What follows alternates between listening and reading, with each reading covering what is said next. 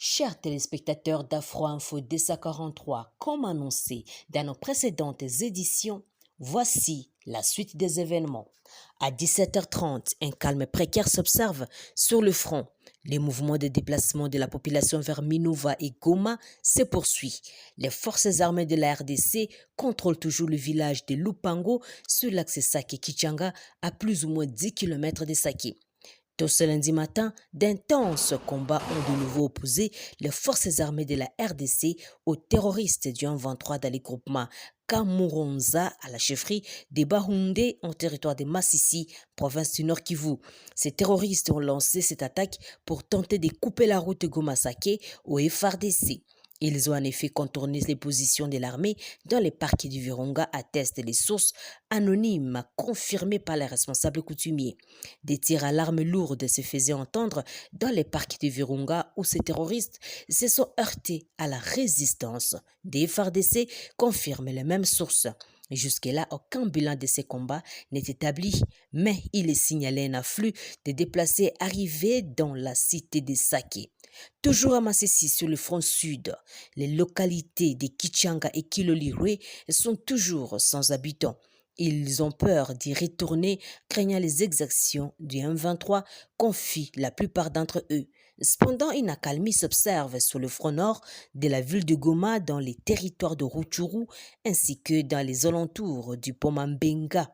Le village Kisharo, Kisegu et Katwiguru, à l'ouest de Kichanga, que Kiwanja sont toujours sous l'emprise de ces terroristes, alors que d'autres groupes armés occupent Nyamilima. Pendant ce temps, aucune activité militaire n'est signalée à Kibumba, territoire de Nyiragongo, mais les M23 continuent à maintenir ses positions. Seule la présence des forces régionales de l'EAC reste dominante, signale la radio Capi. La RDC toujours à la suite de l'attaque contre l'hélicoptère de la MONUSCO, le gouvernement réitère son appel pressant au Conseil de sécurité pour les sanctions immédiates contre les M23 et leurs alliés rwandais pour ces crimes de guerre répétitifs. Le gouvernement renseigne que les tirs visant dimanche 5 février l'hélicoptère de la MONUSCO ont effectué par les M23. En rappel, l'hélicoptère en provenance de Beni a essuyé des tirs alors qu'il s'est rendu à Goma. Un casque bleu sud-africain a été tué et un autre est gravement blessé. L'équipage a réussi à poser l'hélicoptère à Goma. Dans un communiqué publié ce lundi matin, les condamnent cet acte intervenu 24 heures après le cessez-le-feu décrété à Bujumbura. Selon les autorités congolaises, l'attaque s'est déroulée dans la zone sous contrôle des M23 RDF en province du Nord Kivu. Le gouvernement présente ses condoléances au gouvernement sud-africain, à la représentante spéciale du secrétaire général des Nations Unies en RD Congo et à l'ensemble du personnel de la MONUSCO. Il souligne que cette énième attaque de la coalition M23 RDF révèle d'une stratégie délibérée de porter atteinte au casque bleu des Nations Unies. Ceci rappelle l'attaque du 23 mars 2022 d'un hélicoptère de la MONUSCO autour de la colline de Tchanzu en territoire de Rutshuru qui a causé la mort de 8 casques bleus et les attaques ciblées de Kiwanja du 29 octobre 2022 et a blessé 4 casques bleus. Le gouvernement réitère son appel pressant au Conseil de sécurité des Nations Unies pour prendre des sanctions immédiates contre les M23 et leurs alliés rwandais pour ces crimes de guerre répétitifs contre le personnel de la MONUSCO et la population congolaise. Ils annoncent qu'il travaillera avec la MONUSCO pour faire toute la lumière sur les circonstances de cette attaque afin que leurs auteurs en répondent devant la justice. La veille, le secrétaire général des Nations Unies avait rappelé que les attaques contre les casques bleus des Nations Unies peuvent constituer un crime de guerre en vertu du droit international.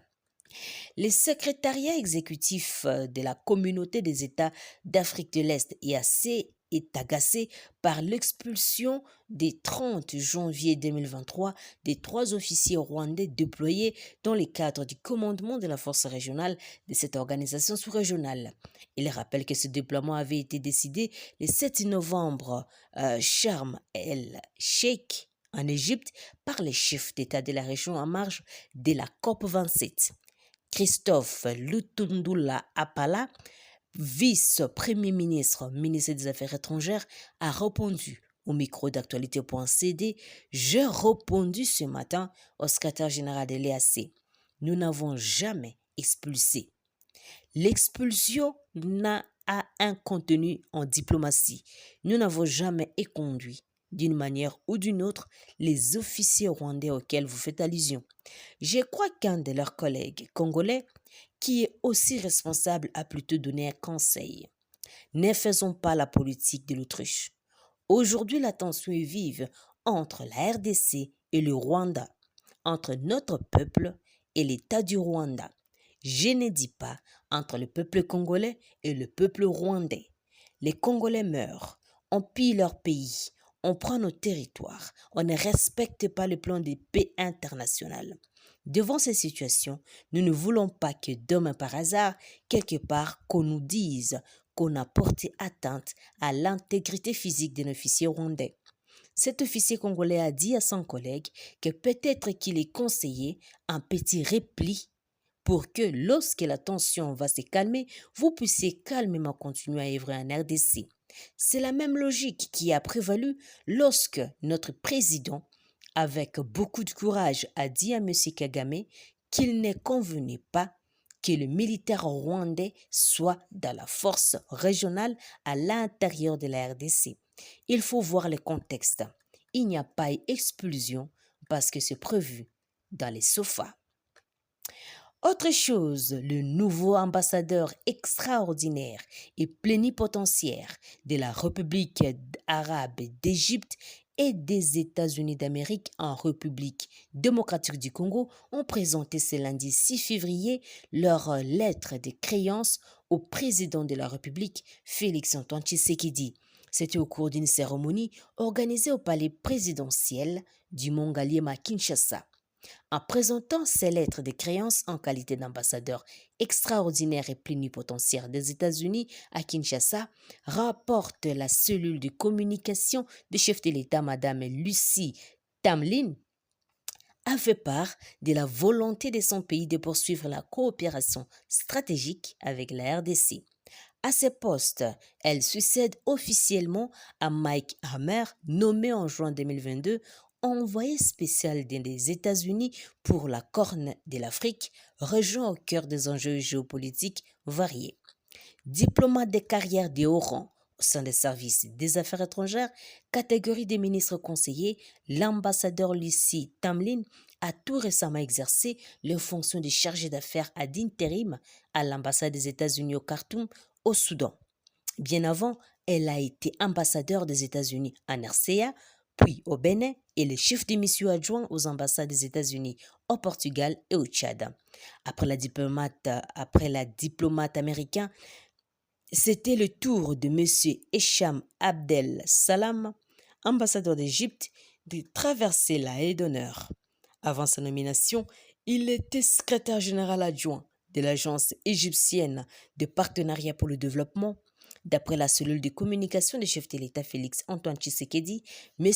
Hicham Abdel Salam a commencé sa carrière diplomatique en 1997 et comme attaché diplomatique au département de l'Afrique de l'Ouest au ministère des Affaires étrangères.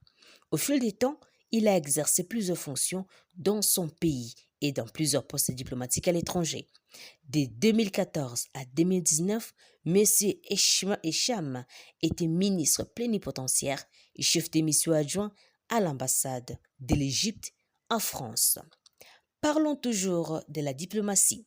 Le président de la République démocratique du Congo, Félix-Antoine Tshisekedi, et son homologue de la République du Congo, Denis Sassou Nguesso, ont eu un tête-à-tête le dimanche 5 février dernier à Oyo, au Congo-Brazzaville.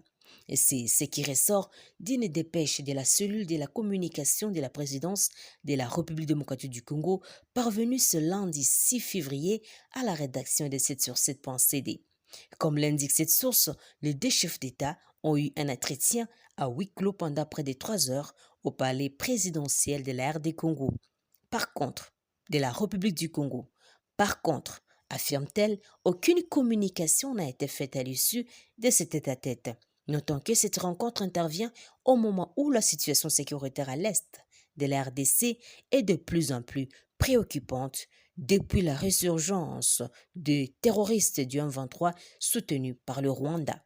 Par ailleurs, la cellule de communication de la présidence estime que ces deux pays, liés par leur position géographique et leur histoire, sont engagés à consolider leurs liens sécuritaires et à lever tout équivoque sur les questions relatives à la sécurité transfrontalière.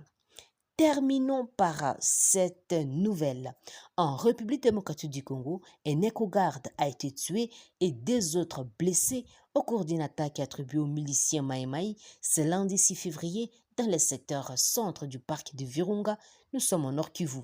L'incident s'est déroulé à Kabasha, rapporte un communiqué du parc.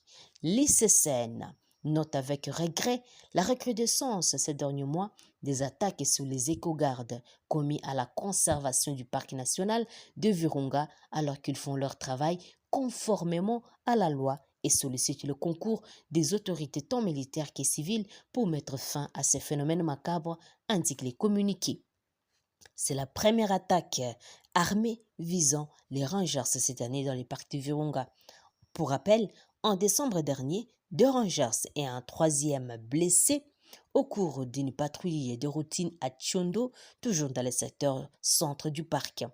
En dépit de ces incidents sécuritaires, l'Institut congolais pour la conservation de la nature, ICCN, réitère sa détermination à poursuivre son action en vue de protéger l'intégrité du parc de Virunga et y faire régner l'autorité de l'État conformément à sa mission.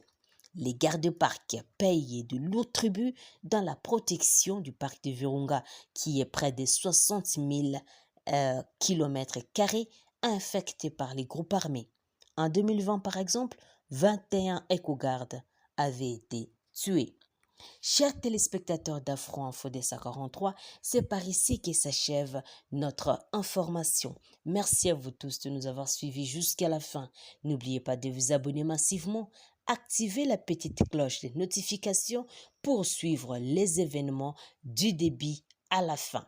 Merci encore et restez branchés. Je suis Santi Chisenga depuis la province de l'Ituri pour Afro Info des 43. Au revoir.